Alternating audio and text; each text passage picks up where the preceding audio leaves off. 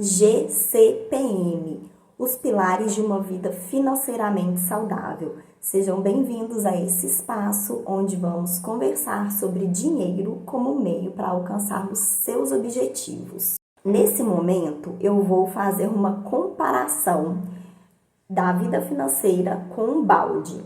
A vida financeira, ela pode ser próspera, e eu vou equiparar isso a um balde cheio d'água, ou a vida financeira pode ser ali mais ou menos, que eu vou equiparar com o balde com meio cheio, ou a vida financeira ainda pode ser bem longe do que você gostaria e você não conseguiu acumular ou investir nada ao longo dos anos, o que eu vou equiparar com um balde vazio. Nesse método, a gente trabalha com o primeiro pilar, que é gerar renda, seja ela uma renda proveniente de CLT, de quem é concursado do salário por meio do concurso, para quem é prestador de serviço, pelos recebimentos dos serviços prestados. Então, o primeiro pilar é gerar renda, gerar valores. Agora, uma vez o valor gerado, não é o suficiente. Nós precisamos cuidar desse dinheiro. E aqui eu vou comparar o gerar a uma mangueirinha ligada com uma água correndo e essa água caindo dentro do balde, tá? Então, a geração de renda é essa água caindo dentro do balde. O que acontece? Se eu gero renda, mas se eu gasto todo o meu dinheiro, a minha conta bancária no final do mês vai ser zero. É menos pior do que não ter renda, porque pelo menos você ganhou e você gastou, né? Eu não gosto de usar a palavra ganhou. Você fez dinheiro, você recebeu por um serviço. O ganhar, ele tá ligado a ganhar algo de graça. Então, vou mudar o termo, tá bom? Você fez o dinheiro, você recebeu pelo serviço prestado, você recebeu o salário pela troca de horas trabalhadas para o empregador, para o órgão público que você é concursado, você recebeu pelo serviço específico prestado, mesmo não sendo CLT, você não vendeu suas horas, mas prestou um serviço. Enfim, é dinheiro caindo na conta ou recebendo em dinheiro físico, né, papel moeda, enfim, é a água caindo dentro do balde. E esse balde, se ele tiver todo rachado, essa água vai escorrer rapidamente, não vai ter nada de água ao longo do tempo nesse balde. Então, a gente vai comparar os custos aos gastos iguais aos recebimentos. Então, a gente precisa cuidar desse dinheiro. E eu vou equiparar aqui a cuidar da saída de água de dentro do balde. Então, eu vou ver ali, com o que eu gasto? Isso tudo que eu gasto é realmente necessário? O que eu posso fazer para não gastar tudo o que eu estou gastando? Isso vai exigir que a gente pare, pegue todo o extrato bancário do mês anterior, analise item a item, verificar também, eu fiz um saque ali em dinheiro e esse saque em dinheiro, para onde foi esse dinheiro? São minhas prioridades? Porque pode ser que sim, sejam suas prioridades, mas pode ser também que você deixe escorrer entre os dedos o dinheiro e que não faça o menor sentido no final do mês aqueles custos que você tem. Mas como ninguém chegou até você e falou assim, olha, você já parou para pensar quanto dinheiro você gasta na padaria? Ou você já parou para pensar quanto dinheiro você gasta na volta para casa que você passa ali na lanchonete, tá um pouquinho com fome, compra o que quer comer ali para matar de imediatamente a fome? E já somou ao longo do mês o quanto isso significa? Às vezes faz sentido para você. Eu vou chegar em casa, eu sou solteiro, eu não vou comer mais nada, ali é o meu lanche, ponto. Mas às vezes não faz sentido. Você é casado, você tá indo para casa, vai ter um jantar ainda em família. E você chega em casa naquele momento de comer, já comeu, vai deixar para comer mais tarde, não faz sentido nenhum. Então, o gastar é muito pessoal. O ganhar também é, mas o gastar ele é muito pessoal. O que faz sentido para mim pode não fazer sentido para você. Por exemplo, eu tenho um carro onde eu levo o meu filho para a escola todos os dias. Eu levo o meu filho para atividades extras todos os dias. Eu vou para minha cidade natal para visitar minha família, para resolver alguns problemas pelo menos uma vez por mês. Aí vai eu, meu marido, meu filho. Então, assim, para mim ter um carro faz muito sentido. Mas eu vejo muita gente querendo ter o carro sufocada, pagando prestação. Aí eu vou já adiantar um pouquinho do assunto da proteção, tá? Que é o PGCP, o P da proteção, pagando o seguro do carro. E se não paga é ainda pior, porque tá sujeito aos riscos de ter um carro e se acontece um acidente, isso pode gerar uma catástrofe na vida financeira.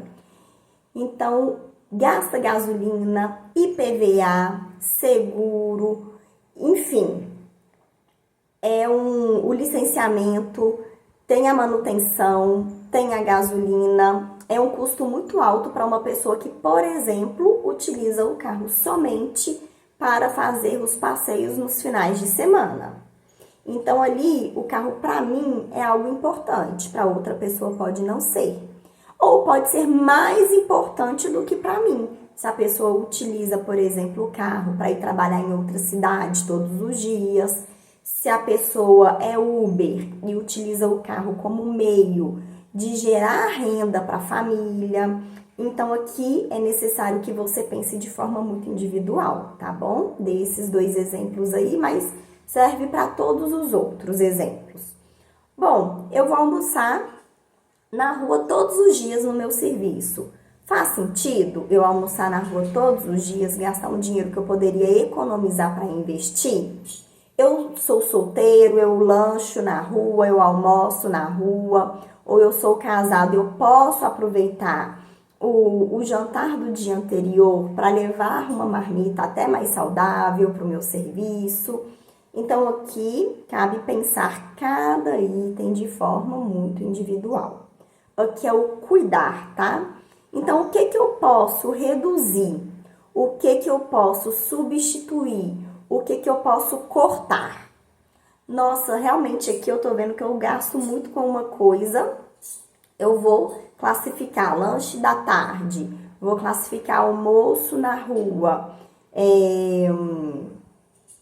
sei lá, bebida, cigarro, tudo que você gasta, tudo que você tem de despesa, você vai classificar ali. Aluguel, financiamento do veículo. Aí vai pensar item a item. Aluguel, poxa, esse aluguel ele tá ok no meu orçamento? Eu posso me mudar para uma casa um pouco menor, ou eu posso me mudar para uma casa um pouco mais perto do meu trabalho, que vai economizar no transporte. Vou pensar ali, bem estrategicamente, item a item, tá? Eu posso reduzir o aluguel? Tem condição? Vai valer a pena? Porque às vezes não vale a pena. Às vezes eu mudo para uma casa um pouco mais cara, mas que é perto do meu serviço e perto da escola do meu filho. Economizo em transporte e no final das contas eu tenho uma economia, mesmo pagando um aluguel mais caro. Então, cabe pensar detalhadamente e linkar um custo ao outro, tá? Então, o que que eu vou cortar? Poxa, eu tô passando muito na lanchonete antes de ir embora para casa, tô gastando um dinheiro por mês considerável. Não vou cortar a lanchonete de todos os dias, mas eu vou cortar alguns dias. Eu vou reduzir. Poxa, eu tô fazendo aqui, almoçando na rua todos os dias e tá indo um bom dinheiro embora com esse custo. Eu vou cortar, não vou almoçar nem um dia no restaurante de segunda a sexta e vou levar almoço de casa. Aí eu vou cortar. Então, assim, a diferença de reduzir e de cortar. Às vezes a gente não está disposto a cortar, mas só de reduzir já dá uma boa diferença no final do mês. Ou até mesmo substituir. Nossa, cai na rotina, já é meu padrão almoçar em tal restaurante todos os dias, mas eu preciso almoçar fora de casa. Eu trabalho o dia inteiro, eu estudo à noite, eu não tenho tempo de fazer minha marmita, mas o tempo a gente arruma no final de semana, congela e tal, mas não tô disposto. Mas eu posso substituir esse restaurante por outro restaurante mais em conta, o que vai me gerar uma economia de R$ 300 no final do mês. Às vezes não vai gerar uma economia tão grande, mas uma economia de R$ 100 no final do mês. Mas uma economia de R$ 100 no final do mês significa talvez uma viagem que você consiga fazer por ano a mais. Ou não uma viagem, mas dois passeios mais rápidos de final de semana para algum lugar que você queira conhecer. Então, é realmente ali no pilar cuidar do dinheiro, é muito importante que você tenha prioridades claras. Por quê? Se eu não sei para que eu vou economizar por quê? Não, eu vou economizar porque eu de fato quero fazer uma viagem no final do ano. De fato, eu quero juntar um dinheiro para eu poder fazer a troca do meu carro. Por que é importante para você fazer uma economia? Isso é muito importante. A prioridade clara vai te dar uma força, um ânimo para fazer a economia que precisa fazer agora, para você alcançar o que você quer lá na frente, tá? Então, qual é a sua prioridade? Não é a minha. Porque para mim, a prioridade pode ser muito diferente da sua prioridade, tá? Então, fechei aqui o método cuidar, o pilar cuidar, vamos para o proteger. O proteger é realmente criar estratégias para, e se algo acontecer? E se eu tiver um imprevisto? Qual o risco que eu corro? Então, muita gente autônoma não paga o INSS porque não está se protegendo de um evento futuro. Quando você for parar de trabalhar, qual a renda você vai ter? Qual o gerar você vai ter futuramente se você não paga um INSS? Ah, eu tô confiante que lá eu vou receber um LOAS. O LOAS tá aí, é um benefício, né? É um benefício mesmo que o INSS concede a quem não tem renda, ao público ali de baixíssima renda mesmo, mas as regras podem ser mudadas a qualquer momento. O do INSS para aposentadoria ou pensão também. Mas quanto mais protegido você estiver, melhor. Então, eu sou autônoma, eu estou pagando meu INSS, eu tenho um carro, eu tenho seguro do meu carro, para se eu sofrer um acidente, para se eu bater em outro carro, eu estar protegida? Ou se eu bater o carro, eu vou ter que pagar o meu carro, vou ter que pagar o conserto do carro da pessoa, e Deus livre e guarde, alguém se ferir, eu ainda vou ter que pagar esses custos, né, do acidente. Então, se eu tenho um carro, bato meu carro e eu não tenho seguro, isso pode me dar um prejuízo pequeno, às vezes, mas que não é normalmente um prejuízo tão pequeno. Tem um prejuízo de 10, de 20, de 30 mil reais. Tem carros aí na rua caríssimos, que um farol custa não sei quantos mil. Um farol. Então, imagina, eu bato e estrago o capô, estrago o para-choque. Qual o impacto que esse acontecimento vai gerar na minha vida financeira? Se eu tenho um seguro, eu tenho um custo ali pequeno todo mês, mas é um custo diluído e que não vai me dar um grande impacto. Eu vou estar ali, é como se fosse um durex, tá? Eu vou ter um gasto, então vamos voltar lá pro balde. A geração de renda, é o dinheiro entrando no balde. O cuidado é tampar aquelas rachaduras, talvez não tampar tudo, mas assim, equilibrar, né? O que que pode sair de dinheiro da minha conta todo mês? Vou tampar ali os buracos desnecessários. E o proteger, eu gosto de comparar um durex, um material que vai estancar a saída de um dinheiro maior, ou até mesmo é um durex que vai ser colocado ali na mangueira no momento, por exemplo, eu adoeci, eu vou receber um auxílio doença do INSS. É um durex que eu vou colocar ali na mangueira que vai continuar entrando dinheiro na minha conta, vai entrar água no meu balde. Vários educadores financeiros gostam de trabalhar esse pilar da proteção, mas voltado para seguro. Mas aí eu gosto de ampliar. É o INSS pago, que também vai permitir que continue entrando dinheiro na minha conta. Não gosto de focar só no seguro para, se acontecer algum incidente, algum acidente, eu gastar menos. Então, a gente pensa em como manter equilibrado, né, a proteção, como manter equilibrado esse recebimento e esses gastos, tá? Então, o pilar de proteção é isso. Eu acho que deu para entender e cada caso é um caso. Poxa, eu vou fazer uma viagem, compensa fazer um seguro viagem? Algumas viagens são necessárias, outras não. Então, algo específico. Eu tenho um carro, mas esse carro não é tão necessário para mim. Mas se eu cancelo o seguro, eu tô ficando desprotegida. Realmente compensa eu manter o carro sem um seguro? Cabe pensar todos os itens também, tá? E o multiplicar. O que é o multiplicar? É como se fosse uma fórmula mágica que o dinheiro que está dentro daquele balde, ele aumentasse. Porque eu não preciso que entre mais dinheiro, de fato. Eu não preciso estancar mais os custos. Eu preciso, de fato, fazer com que aquele dinheiro que esteja ali dentro, ele cresça. Ele já está ali, ele precisa crescer. É como se fosse o fermento do pão. Ele vai aumentar o volume daquela água ali dentro do balde.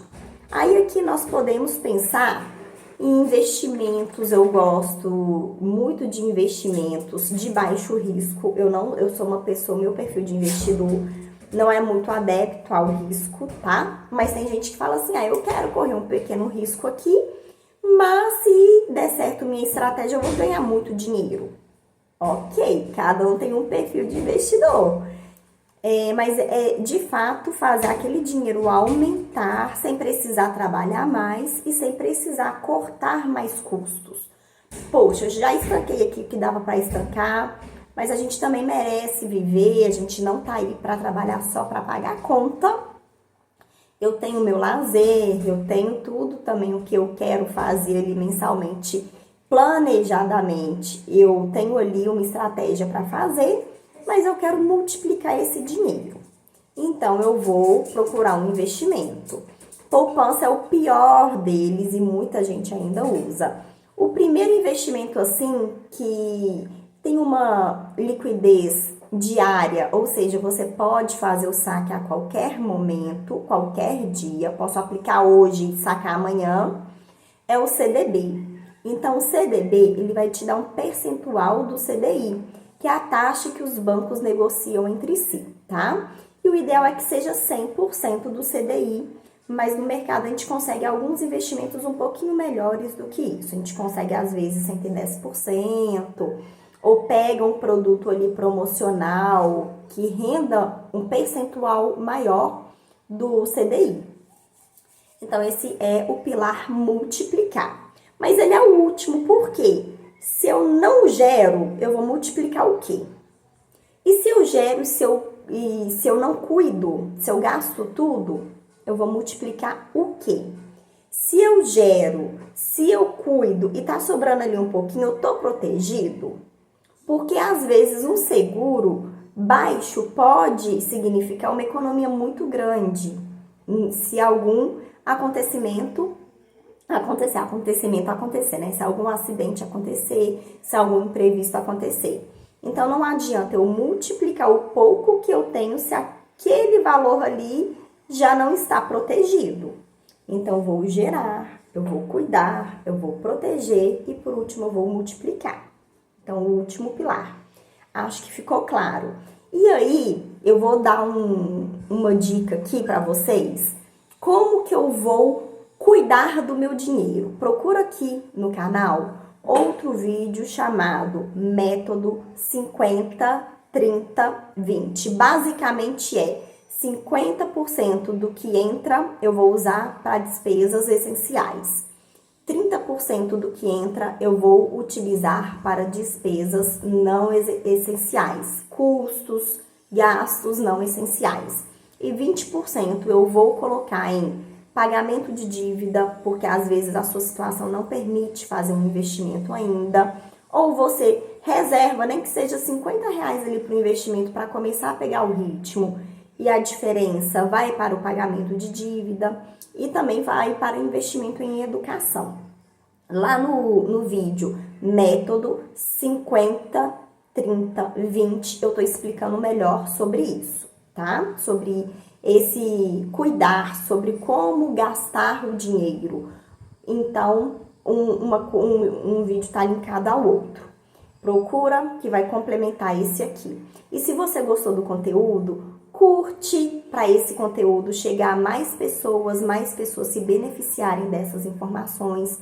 Comenta, me fala se gostou, se não fez sentido para você. E se você quiser sugerir algum outro assunto, deixe nos comentários que eu vou considerar esses comentários para trazer mais conteúdo. E compartilha com quem você acredita que possa também tirar proveito dessas informações.